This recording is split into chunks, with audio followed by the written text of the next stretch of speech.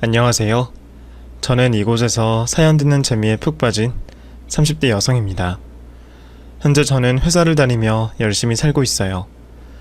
최근에 어머니가 수술을 하시게 되면서 입원을 하여 옆에 서 있던 도중에 이곳을 알게 되었고, 그때부터 열심히 듣고 있습니다. 이전에도 몇 가지 일들을 겪으며 이곳에 사연을 보내도 되겠다 싶었는데, 최근에 그 사건이 벌어지게 되면서 비로소 완성이 된 제 이야기를 보내보려고 합니다. 말도 안 되는 논리와 사상으로 꽁꽁 쌓인 저희 시모와 있었던 일을 생각하면 지금도 열불이 터지네요. 그럼 여러분도 답답한 제 사연 한번 들어봐 주세요. 어린 시절 저희 집은 다른 집과 조금 다른 모습이었어요. 아버지가 가장 역할을 하시는 보통 집과 달리 우리 집의 가장은 엄마였습니다. 아버지가 제가 태어나고 얼마 지나지 않아 일을 하시던 곳에서 몸을 크게 다치셔 거동이 불편해지시는 바람에 그 뒤로 엄마가 집안의 살림과 함께 가장 역할까지 하셔야 했거든요. 아버지가 다치시기 전까지 평범한 가정주부로 지내시던 엄마는 누워만 계셔야 했던 아버지 대신에 돈을 벌기 위해 닥치는 대로 잡히는 일 모두를 하셔야 했습니다. 살림 살면서 바깥일까지 두 사람 몫을 혼자 해야 했던 엄마가 얼마나 고생이셨는지 지금도 온전히 알 수 없습니다. 가족들을 무척이나 사랑하셨던 엄마는 몸이 두 개라도 모자란 바쁜 생활 중에도 가족들의 작고 큰 행사와 기념일을 모두 빠짐없이 챙기셨습니다. 아무리 바쁘고 피곤하셔도 제 생일을 까먹거나 학교 행사에 빠진 적 없으셨으니 엄청 대단하시죠. 그러다 제가 고등학생이 되었을 때 아버지께서 결국 돌아가시게 되면서 집안이 잠시 휘청거리는 시간도 있었지만 금방 중심을 잡으신 엄마 덕분에 저는 별 걱정 없이 공부 외에는 다른 신경 쓰지 않고 잘할 수 있었어요. 사실 저는 아버지와의 추억은 별로 없었고 다치신 아버지가 안타까우면서도 어쩔 수 없이 엄마가 늘 불쌍했습니다. 혼자서 갖은 고생을 해오셨던 엄마를 보면서 저는 아버지 대신 내가 엄마를 행복하게 해드려야겠다는 생각을 하면서 자랐습니다. 엄마 덕분에 다른 고민 없이 공부에 집중할 수 있었던 저는 학창시절도 열심히 보냈습니다. 하는 일을 뭐든 열심히 해온 덕분에 저는 학비가 덜 드는 공립대를 입학할 수 있었고, 그곳에서도 엄마의 부담을 덜어드리려 장학금을 받아가며 4년 동안 좋은 성적으로 무사히 졸업할 수 있었죠. 하루빨리 엄마의 고생을 덜어드리고자 대학생활 내내 취업을 목표로 했던 저는 졸업을 하기 전에 입사를 확정하게 되었습니다. 그리고 회사 생활을 하며 동료의 소개로 만나게 된 남자와 안정적인 연애를 하다 결국 결혼까지 하게 되었습니다.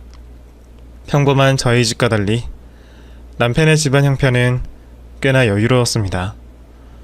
저나 남편이나 둘 다 아버지가 일찍 돌아가셨지만 남편은 아버지께서 남겨주신 재산이 있어 시어머니와 둘이서 생활하는데 돈 걱정을 하지 않아도 될 정도였습니다. 여유롭게 자란 덕분인지 남편은 성격도 좋았고 배려심이 많았습니다.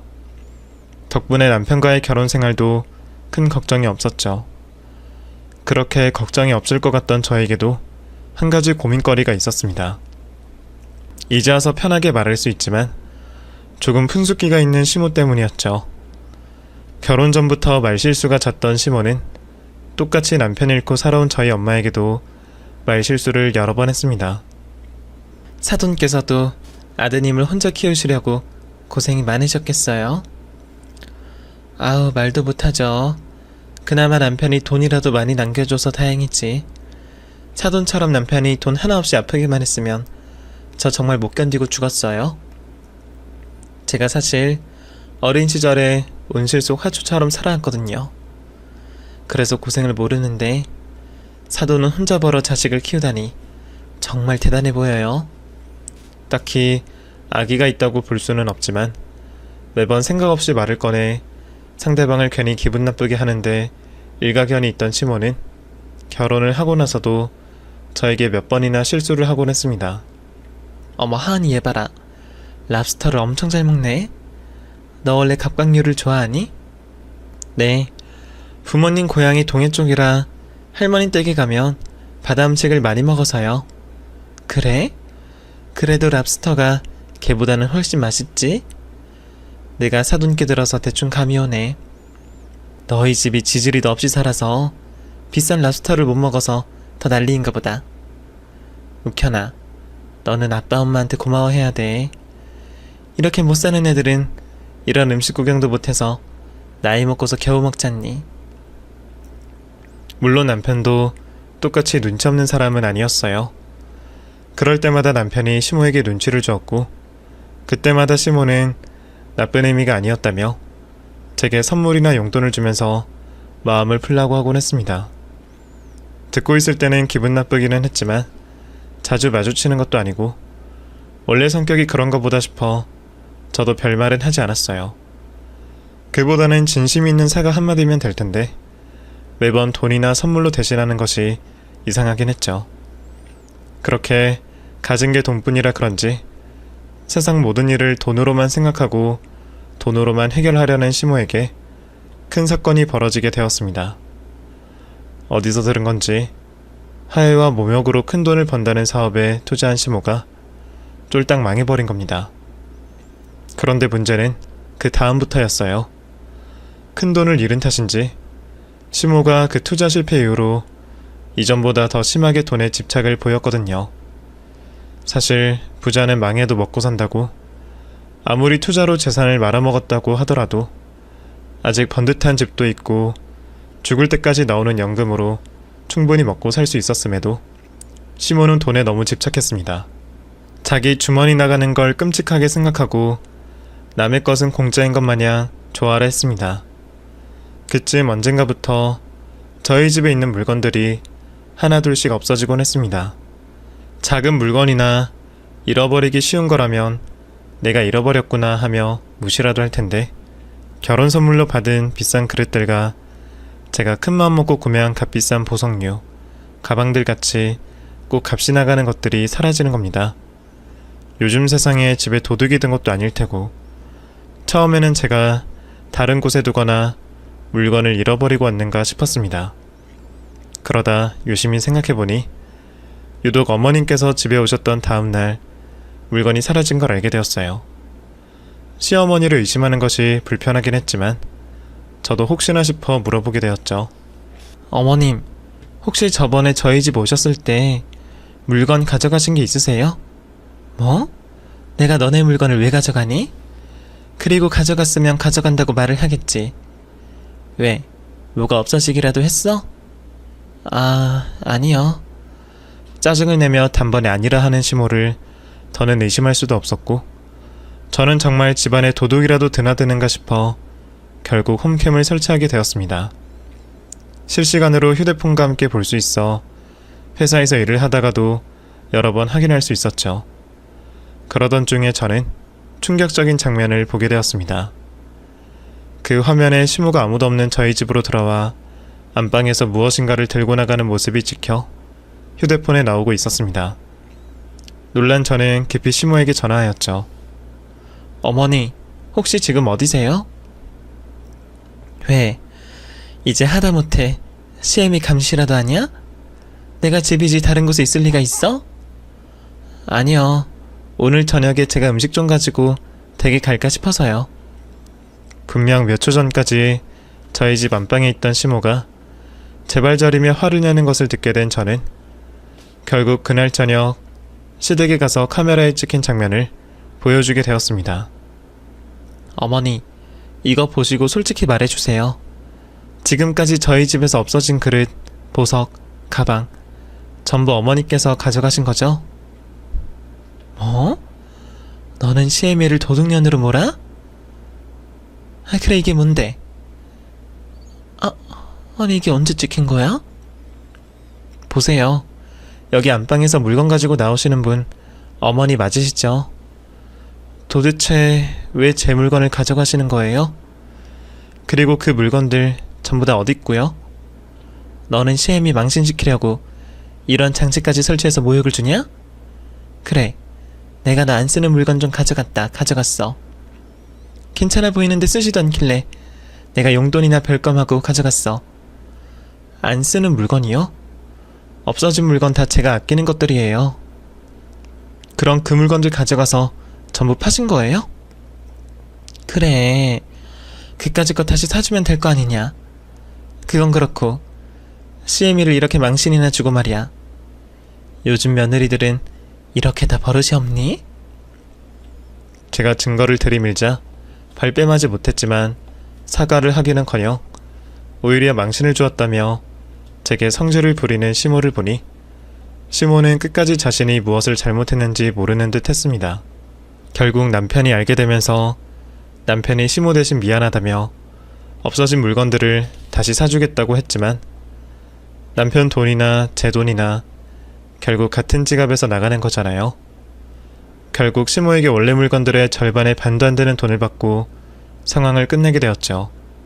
그것도 뻣뻣하게 있는 시모 대신에 남편이 제게 두 손이 발이 되도록 빌어 겨우 용서하게 된 거지만요.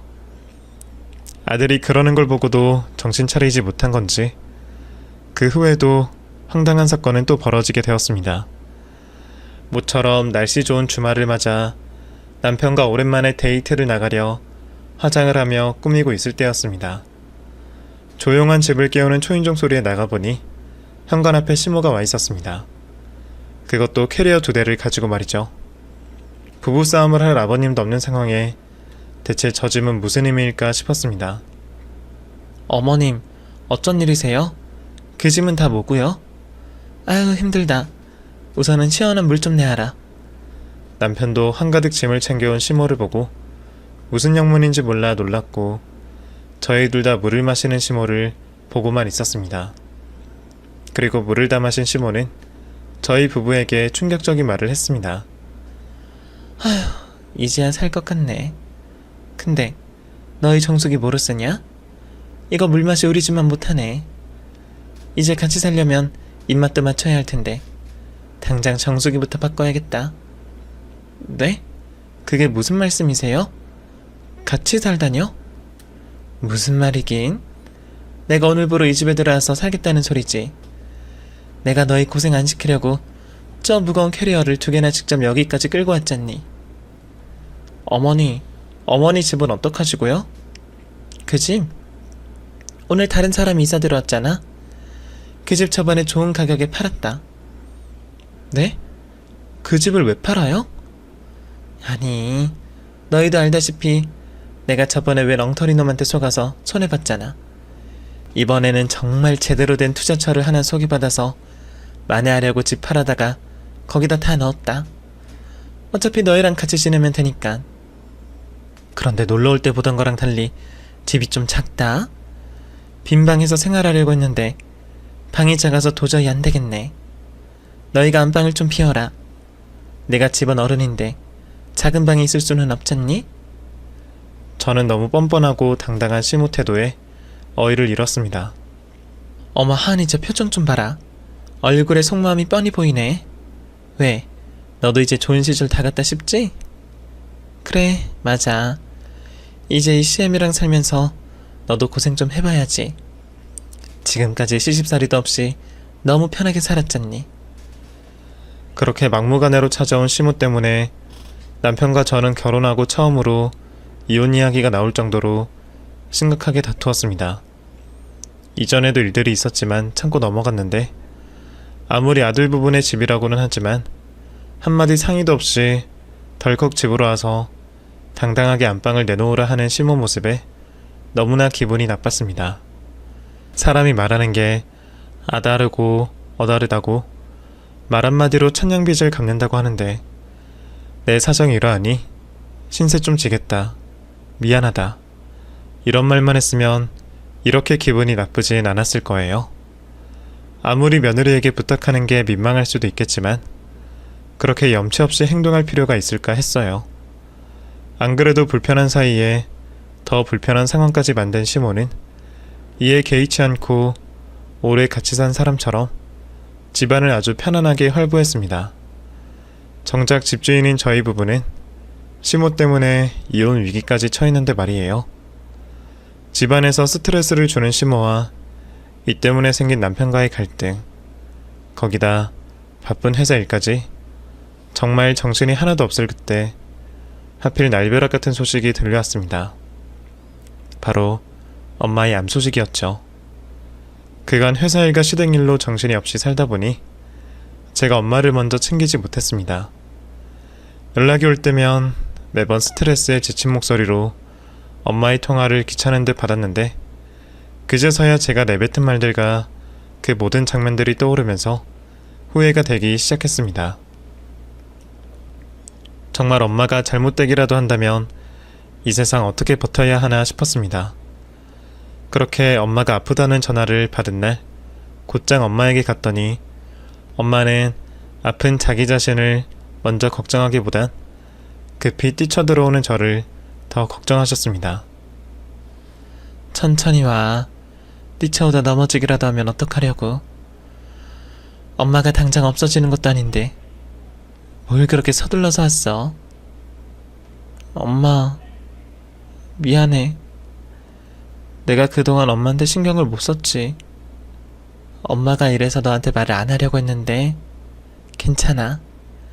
치료받으면 살 확률도 있다니까 너무 걱정하지 마. 연락 안 하려고 했는데 치료받을 때 보호자가 필요해서. 이모가 올라오기 전까지만 네가 같이 가줘. 미안해 우리 딸. 엄마가 걱정만 시켜서. 왜 그런 말을 해. 내가 딸인데 내가 당연히 엄마 옆에 있어야지. 내가 회사 쉬더라도 엄마 옆에서 있을게. 아이 무슨 소리야. 이서방은 어쩌고. 너도 네 가족이 있는데 이젠 거기에 충실해야지.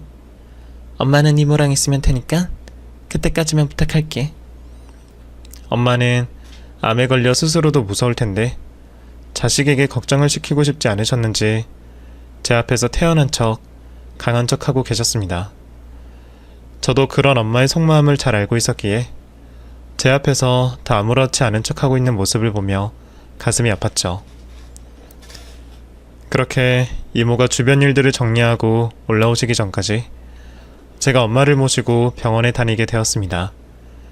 회사를 휴직하겠다는 저를 무척이나 만류하던 엄마 때문에 그러지는 못하고 우선은 회사 휴가를 몰아섰으며 엄마가 이번 항암 치료를 하는 동안 옆에 있게 되었습니다. 대장암이던 엄마는 치료를 받으면서 무척이나 힘들어 하셨지만 저와 같이 있는 시간만큼 아픈 내색조차 하지 않으셨습니다. 남편과 시모도 병원으로 병문안을 와 치료를 받고 있는 엄마에게 위로와 응원을 해주고 갔습니다. 엄마 때문에 딴 생각할 겨를 없던 저는 그렇게 모든 고민과 일은 제쳐두고 오로지 항암 치료를 받는 엄마를 돌보는 곳에만 집중을 하게 되었고 시모 남편과 있던 갈등도 잠시 덮어두게 되었습니다. 그리고 제 휴가가 끝나기 전 일을 다 정리하신 이모께서 올라오셨고 회사로 다시 돌아가야 했던 저 대신에 엄마를 돌봐주기로 하셨습니다. 제가 옆에 계속 있지 못해 걱정되기는 했지만 워낙에 우애가 좋으시던 엄마와 이모 사이여서 제가 그나마 마음을 놓게 되었죠. 회사에 다시 돌아간 뒤로도 저는 입원과 퇴원을 반복하며 항암 치료를 받는 엄마를 보기 위해서 매일같이 병원과 엄마의 집을 왔다 갔다 했습니다. 그런데 그 암이라는 병이 병 자체도 무서웠지만 정말 사람 피를 말려 죽이는 병 같았습니다. 엄마는 항암 치료를 받고 오신 다음에는 죽 한 숟가락도 먹기 힘들어 하셨고 앞에 있는 작은 공원 도는 것도 힘들어 하실 만큼 일상생활에 큰 지장을 받았습니다. 항암 치료하면 먹는 게 더 중요하던데 고통이 심해 어떤 음식이든 받아들이지 못하는 엄마 때문에 걱정하는 제 속만 까맣게 타들어갔죠. 그래도 저는 어떻게라도 엄마를 위하고 싶은 마음에 암에 좋다는 몸에 활력을 준다는 재료와 음식은 전부 다 사와서 엄마에게 한 입이라도 먹이기 위해 노력을 하였습니다.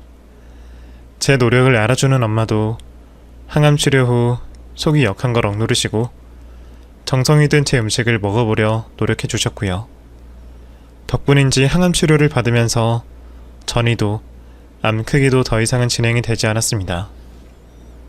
상황상 당장에 수술은 할 수가 없었지만 항암으로 크기만 줄인다면 바로 수술을 할 수 있었기에 당시 하고 있던 항암 치료가 매우 중요했죠.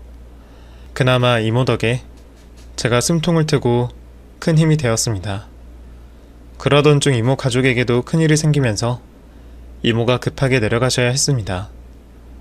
아픈 엄마를 두고 내려가야 할 만큼 급한 일이었기에 결국 제가 다시 회사에 휴가를 내고 엄마를 돌보게 되었죠. 당장의 3차 항암 치료를 앞둔 상황에 저는 회사를 휴직하고 엄마를 돌보려 했습니다. 그런데 엄마는 휴직하려는 저를 자꾸 말리시면서 차라리 간병인을 두자고 말씀하셨습니다. 간병인이 있으면 저도 편하긴 하겠지만 가족이 아닌 사람이다 보니 왠지 모르게 마음에 걸렸습니다. 그렇게 엄마를 돌볼 방법으로 고민을 하고 있었을 때였습니다. 얘 하은아, 요즘 사돈 일로 많이 힘들지? 네, 고민할 것도 많고 그렇네요. 욱현이한테 들었는데 사돈 간병하는 걸로 너가 걱정이 많다면서. 과부 마음은 과부가 한다고. 나도 우리 욱현이 아빠 직접 돌보면서 얼마나 걱정이 많았는지 모른다. 간병인분들도 직업이니까 당연히 잘해주겠지만 또 가족 입장에서는 불안하기도 하지. 그래서 말인데 왜 너만 괜찮다면 내가 사돈을 옆에서 보살펴줘도 될까? 내가 우리 남편 아플 때도 옆에 있어봤고 이왕이면 가족인 내가 옆에서 봐주면 돈도 아끼고 좋잖니. 어머니께서요? 아니에요, 괜찮아요. 어머니께서 힘드실 거예요. 사돈간이라 불편할 수도 있고요. 어머, 사돈간에 이렇게 힘들 때 같이 도와주고 지내면 더 돈독해지고 얼마나 좋겠니. 그리고 이래봐도 내가 우리 남편 그 덩치 좋은 사람을 얼마나 잘 돌봤다고. 내 걱정이면 하지 말고 경험도 있는 내가 도와주마. 내가 계속해서 우리 며느리한테 실수를 한 것 같아서 이렇게 보답이라도 하려고 그러는 거야. 응? 웬일로 제 걱정을 하는 시모가 미심쩍긴 했습니다만 그땐 저도 많이 지치고 힘든 상태라 그런지 저와 엄마를 걱정하여 먼저 손을 내밀어주는 시모의 손을 뿌리칠 수는 없었습니다. 엄마의 병환으로 정신이 없기도 없었고 가족 누군가 한 명이라도 도움을 주는 게 절실했으니 말이죠. 더군다나 오래 걸리는 것도 아니고 항암 치료 받을 때와 받고 나서 직후까지만 도움이 필요로 했기에 설마 그 사이에 별일이라도 있을까 싶었죠. 그리고 싸우더라도 위기 때는 뭉치는 게 가족인데 이렇게 도와주신다는 걸 보면 제가 지금까지 너무 어머님을 색안경을 끼고 보지는 않았나 반성도 하게 되었습니다. 엄마도 제 회사 걱정을 먼저 하셨는지 시모의 제안을 조금 고민을 하시다 수락을 하게 되었죠. 그렇게 저와 이모를 대신해서 한동안 시모가 항암 치료를 받는 엄마 옆에 있게 되었습니다. 처음에는 저도 불안한 마음이 들어 회사를 마치고도 엄마를 찾아가 몰래 시모를 지켜보게 되었습니다. 하지만 우리와 달리 엄마와 시모는 사이좋게 웃으며 이야기를 나눴고 시모는 혹시 불편할 수도 있는 엄마에게 먼저 도움을 주며 간병인으로서의 역할을 잘하는 듯 보였습니다. 그런 시모의 정성어린 모습을 보게 되자 저도 이내 안심을 하고 시모를 믿게 되었습니다. 핏줄인 저야 엄마의 간병을 하는 게 당연했지만 사돈 사이인 시모가 엄마를 돌봐준다는 것이 쉬운 결정은 아니다 싶었습니다. 그래서 제가 조금의 보답이라도 하는 게 맞다 싶었습니다. 평소에 갖고 싶은 것도 많으신 분이라 무엇을 사드려야 하나 싶어 고민을 하고 있었죠. 어머니, 많이 힘드시죠? 감사해요. 제가 어머님 덕분에 그래도 한숨 돌리고 있어요. 그래서 제가 감사한 마음에 보답하고자 하는데 필요한 건 없으세요? 아이고, 어깨야, 무릎이야. 아픈 사람 옆에서 시중 드는 게 보통 일이 아니다. 그나마 내가 우리 남편 때문에 해본 적 있어서 이렇게 능숙하게 잘하는 거지. 안 그래도 내가 너 불러서 괜히 말 좀 하려고 했는데 너도 알다시피 내가 이러고 있을 사람은 아니잖니. 사업하는 사람들이랑 미래를 위해서 이야기도 해야 하고 투자한 사업은 잘 되고 있는지 또 새로운 사업은 없는지 봐야 하는데 사돈 옆에 딱 붙어만 있으려니 손해가 이만저만이 아니다. 그러니 다른 선물은 됐고 이왕 간병하는 거 비용이나 좀 계산해줬으면 하는데 뭐 따지고 보면 용돈 좀 더 준다고 생각하면 되니까. 아, 간병비 말씀하시는 거죠? 아, 그럼 뭐 얼마나 들어야 할지. 뭐 또 가족 간의 간병비라고 하니 그냥 네 말처럼 정성에 대한 보답 정도지. 글쎄, 내가 있어서 사돈도 더 재미있어 하시고 좋아라 하고 평범한 간병인들보다도 일도 잘하니까 한 하루에 20만 원 정도면 되지 않을까? 네? 20만 원이요? 하루에요? 어머니, 전문 간병인들도 평일에 15만 원 밑으로 받으세요. 더군다나 저희 엄마가 거동이 불편하신 것도 아니고 옆에 계시기만 하는 정말 간단한 간병인데 그렇게는 안 돼요. 예, 내가 말했잖니. 내가 전문 간병인보다 훨씬 심적으로나 일적으로 낫다고. 비교할 걸 비교해야지. 정 그러시면 내일부터 제가 간병인 쓸게요. 말씀처럼 지금까지 엄마 잘 돌봐주셔서 제가 어머니 말씀하신 돈은 드릴게요. 아니, 너는 엄마 병 낫는 게 중요하지 그깟 돈이 중요하니? 물론 돈이 중요한 것은 아니었습니다. 시모가 간병인 일을 못하는 것도 아니었고 나서서 먼저 도와주겠다고 해서 고마운 마음도 역시 있었어요. 하지만 다른 간병인보다도 훨씬 높게 부르는 1급을 부르다 보니 저도 형편상 돈 계산을 안 할 수가 없었습니다. 대충 계산해봐도 다른 간병인 10일 일할 비용을 5일 만에 줘야 했습니다. 감사한 마음은 마음이었고 돈 계산은 따로 해야 했죠. 저는 지금까지 시모가 간병을 해준 것에 대한 감사한 마음과 요구하는 1급까지만 계산해 주기로 했습니다. 그런데 막상 큰 돈을 벌써 얻게 된다고 생각하니 조급해졌는지 시모가 저에게 협상을 하며 처음 요구했던 어처구니 없는 금액에서 점점 내려가게 되었죠. 결국은 적당한 금액에서 합의를 보게 되었습니다.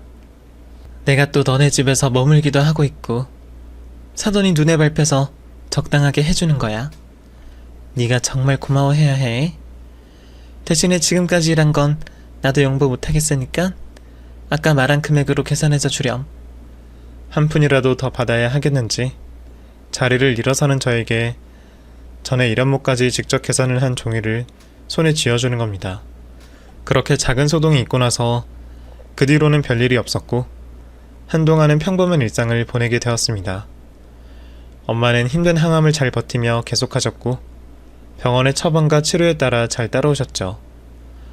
엄마 옆에 시모가 간병을 하고 있지만서도 저도 자식된 마음에 틈날 때마다 병원에 있는 엄마를 찾아가 시간을 보냈습니다.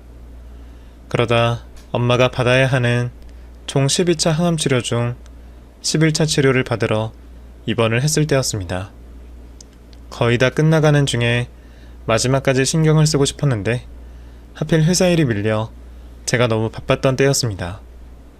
그때는 차마 엄마에게 가지 못하고 일에 매달리게 되었죠. 직원 몇몇들과 회사에 남아 야근까지 하고 있는 중에 엄마에게 어쩐 일인지 전화가 왔습니다. 엄마, 미안해. 내가 회사 일 때문에 바빠서 내일 태어나는 날이지? 별일은 없어? 별일 없지. 근데 하은아, 엄마가 너 일하는 중에 미안한데 내일 태어나려면 속옷이 좀 필요해서 오늘 늦게라도 가져다 줄 수 있을까? 엄마가 정말 미안하다. 속옷? 왜? 시어머니는 옆에 안 계셔?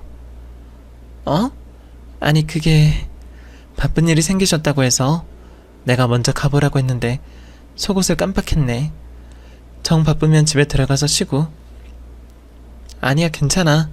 나도 이제 들어가려고 했고 안 그래도 이번에는 엄마 항암 치료하는데 한 번도 못 가서 마음에 걸렸는데 내가 속옷 챙겨갈게. 엄마는 내일 태어나면서 입을 속옷이 없다며 저에게 부탁을 하셨습니다. 도대체 무슨 일이길래 간병하는 시모가 저에게 연락도 없이 엄마 곁을 떠났는지 궁금했지만 나름의 사정이 있겠다고 생각했죠. 그렇게 저는 회사를 나와 엄마의 집으로 가게 되었습니다. 엄마 집 앞에 도착한 저는 현관 비밀번호를 누르고 집 안으로 들어가게 되었죠. 그런데 문을 열자마자 나던 역한 냄새가 엄마의 안방으로 들어갈수록 점점 더 심해졌습니다. 안방 문 앞에 가서야 그 냄새가 알코올 냄새라는 걸 알게 되었고, 안방문을 열자 바닥에 널브러진 소주병들과 이미 잔뜩 취해 들어 누워있던 시모를 발견하게 되었죠. 난장판이 된 엄마의 안방 모습에 놀란 저는 도대체 무슨 일인가 싶어 들어 누워 자고 있는 시모를 깨우게 되었습니다. 어머니, 좀 일어나 보세요. 아이, 뭐야. 어? 네가 여기는 웬일이니? 또 여기까지 와서 잔소리 하려고 왔냐? 아니, 저희 엄마는 어떻게 하시고 여기서 술을 드시고 계시는 거예요? 그리고 대체 어머니가 왜 저희 엄마 집에서 술을 드세요? 또 그놈의 잔소리. 네 엄마를 뭘 더 어떻게 돌보라는 거야? 어? 어차피 너네 엄마 별 가망도 없다면서. 다 죽어가는 사람 미련 때문에 끌고 가면 다시 살아나기라도 하니? 같이 있으면서도 얼마나 역겨운 줄 알아? 아주 착한 척은 지가 다 해요. 야, 너네 엄마가 그렇게 착해? 웃기시네. 착한 사람은 그런 병에 걸리지도 않아. 착한 척만 하고 뒤에서는 얼마나 못된 짓을 했길래 그런 병에 걸리냐? 그리고 마음에도 없는 착한 척을 하면 뭐해? 곧 죽을 병을 걸렸는데. 애미야, 어쩐데? 사돈 아주 가망이 없다지? 사돈 곧 죽으면 이 집 텅텅 빌 텐데. 너네 엄마 집은 내가 쓰면 딱이겠다. 너도 나랑 사는 게 싫으면 네 엄마 죽고 나서 이 집 놔줘라. 아무리 취했다고 해도 사람이 할 말이 있고 못할 말이 있죠. 어떻게 아픈 엄마를 둔 딸에게 그렇게 못된 말을 할 수가 있는지 화가 머리끝까지 나서 온몸이 떨려왔습니다. 그리곤 저도 모르게 계속해서 우리 엄마에 대한 모욕을 하고 있는 시모의 뺨을 후려치게 되었죠. 한 대 맞고 그제서야 정신을 차렸는지 시모는 저에게 삿대질을 하며 따지고 들었습니다. 야, 너 지금 시애미 뺨을 때린 거야? 너 아주 미쳤어? 당장 우리 엄마한테 한 말 취소하세요. 뭐? 야, 내가 없는 말 했어? 네 엄마 대장암 3기라며. 곧 죽는다는 내 말이 틀려? 결과는 뻔한데 너랑 네 엄마가 살아보려고 아등바등 쓸데없이 돈이나 쓰고 있는 거잖아. 근데 이게 어디서 못 배워먹어서 시어머니 뺨을 때려? 너 내가 말할 때마다 따박따박 따지고 드는 거 보고 애미가 어떻게 가르쳤길래 이따인가 싶었는데 네 애미 저런 병 걸린 거 보니까 대충 알겠다. 어? 당장 내 앞에서 무릎 꿇고 사과해라. 아니면 욱현이한테 네가 시애미 뺨 때린 것부터 전부 다 말할 거니까. 하세요. 그동안 우리 엄마 신경 쓴다고 잠시 까먹고 있었는데, 안 그래도 당신 때문에 당신 아들이랑 이혼하니 많이 다투고 있었는데 뭐가 무섭겠어. 우리 엄마 모욕하는 사람을 엄마랍시고 감싸는 남편이라면 나도 그런 남편 따위 필요 없으니 어디 당장 전화해서 말해봐요. 그리고 앞으로 볼 일 없으니까 당장 우리 엄마 집에서 술병 들고 나가요. 이미 뺨까지 때린 마당에 저도 지긋지긋한 시모와 연을 끝내고 싶었습니다. 저도 이런 모욕까지 당하고 시어머니라는 이유만으로 머리를 숙일 수 없었어요. 저는 이혼할 결심을 하고 시모 가방에 술병까지 챙겨 넣어 시모를 엄마의 집에서 쫓아냈습니다. 한참 동안 화를 시키던 저는 엄마의 속옷을 챙겨 병원으로 갔습니다. 병원을 가는 동안 그 사이 시모는 아들에게 자신이 당한 수모를 고자질했는지 남편에게 계속해서 전화가 오고 있었죠. 남편의 전화도 무시한 채 병원에 도착한 저는 잠들어 있는 우리 소중한 엄마 곁에 앉아 있었습니다. 저 하나만을 바라보고 자신을 희생하며 고생하던 엄마였는데 호강 한번 못 시켜드리고 몹쓸 병에 걸려 병원에 누워있는 모습을 보니 눈물이 나기 시작했습니다. 못된 시모에게 무시까지 받은 생각을 하니 감정이 더 복받쳐 올랐죠. 우는 소리에 엄마가 잠에 깨기라도 할까 싶어 저는 환자 병실을 나서 복도에 있는 화장실에 가 숨죽여 울었습니다. 시간이 흘러 제 감정을 추스르고 저는 다시 병실로 향했는데 그곳에는 남편이 서 있었습니다. 그리곤 저에게 다짜고짜 화를 내며 시모와 있었던 일을 따져 물었습니다. 그곳에서 다툴 수 없던 저는 남편을 끌고 밖으로 나가게 되었죠. 그래서 우리 엄마 때렸다는 게 사실이야? 그래, 내가 당신 엄마 뺨 때렸어. 근데 내가 이유도 없이 때렸을 것 같아? 당신 엄마가 우리 엄마 집에서 무슨 행동을 했고 무슨 말을 했는지는 듣고서 여기까지 와서 이 난리를 부리는 거야? 그래, 엄마가 장모님 돌보는 게 피곤하셔서 잠이라도 푹 자려고 소주 한 병 하셨다고 들었어. 그런데 당신이 이유도 묻지 않고 장모님 댁에서 술 먹은 거 가지고 그걸로 뺨 때렸다며? 당신 엄마가 그렇게 말을 해? 내가 널브러진 술병 사진이라도 보여줄까? 당신 엄마가 우리 엄마 얼마나 모욕했는지 알아? 우리 엄마 죽으면 그 집 자기 달래. 곧 죽을 사람한테 뭐하러 헛돈 쓰냐면서 우리 엄마 죽을 거니까 그 집 달라고 하더라. 근데 내가 그런 소리 듣고도 가만히 있으면 사람이니? 나 당신 엄마 뺨 때린 거 후회 안 해. 아니, 오히려 더 속 시원하게 행동 못해서 후회스러울 뿐이야. 뺨 때린 걸로 고소를 하든 말든 당신 알아서 하고 우리 당장 이혼하자. 뭐? 내가 지금 이혼하자고 온 거야? 전후 사정 듣자고 온 거잖아. 근데 갑자기 이혼 얘기를 왜 나와? 우리 엄마 아프기 전에도 말했었잖아. 당신 엄마 자기 마음대로 우리 집에 들어왔을 때부터. 아까 엄마 집에서 있었던 일까지 아주 확실해졌어. 나 당신 엄마랑 조금도 더는 못 살아. 아니, 내가 알아들을 수 있게 말을 해, 어? 우리 엄마가 아무리 생각이 없다고 설마 그런 소리를 정말 했겠어? 며느리한테, 사돈한테 그런 소리 했다고 하면 내가 믿겠냐고. 이서방, 내가 자네 어머니가 한 다른 행동까지 말해주면 그때 믿겠는가? 남편과 열을 내어 다투고 있을 때 아까 잠깐 복도에서 한 우리 대화 소리에 잠이 깼는지 엄마가 아픈 몸을 이끌고 나왔습니다. 엄마, 아픈데 왜 여기까지 나왔어? 내가 지금까지 우리 하은이 괜한 시집살이 살게 될까 싶어 아무 말도 안 했다만 자네 어머니가 나랑 있는 동안도 어떻게 했는지 말해주겠네. 그리고 엄마는 저에게도 하지 않았던 시모와 지내면서 있었던 일들을 모두 이야기해 주셨습니다. 엄마의 이야기를 들어보니 더 가관이었습니다. 엄마를 잘 돌보고 있다고 생각한 것과 달리 시모는 아픈 엄마에게 여러 핑계를 둘러대며 놀고만 있었습니다. 평소 항암 치료로 엄마가 입원을 하게 되며 병실 옆에 앉아 엄마를 도와주기보단 휴대폰 게임에 빠져 엄마의 부탁을 듣지도 않았고 친구와 약속이라도 생기면 자리를 자주 비웠다고 해요.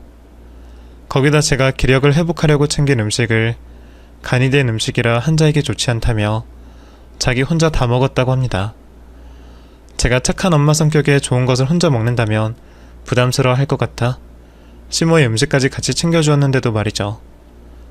결국 제가 엄마에게 한 노력은 전부 엉뚱한 시모의 입안으로 들어간 겁니다. 거기다 치료를 다 받고 집으로 돌아가게 되면 마치 휴가라도 온 것처럼 몸 하나 까딱하지 않았다고 합니다. 밀린 설거지와 집안 청소 모두 겨우 기력을 찾은 엄마가 했다고 해요. 거기다 자주는 아니지만 엄마 집에 친구들까지 불러 술판을 벌였다고 했죠. 뒤에서는 그러면서 제 앞에서만 열심히 정성껏 간병하는 척 했던 겁니다.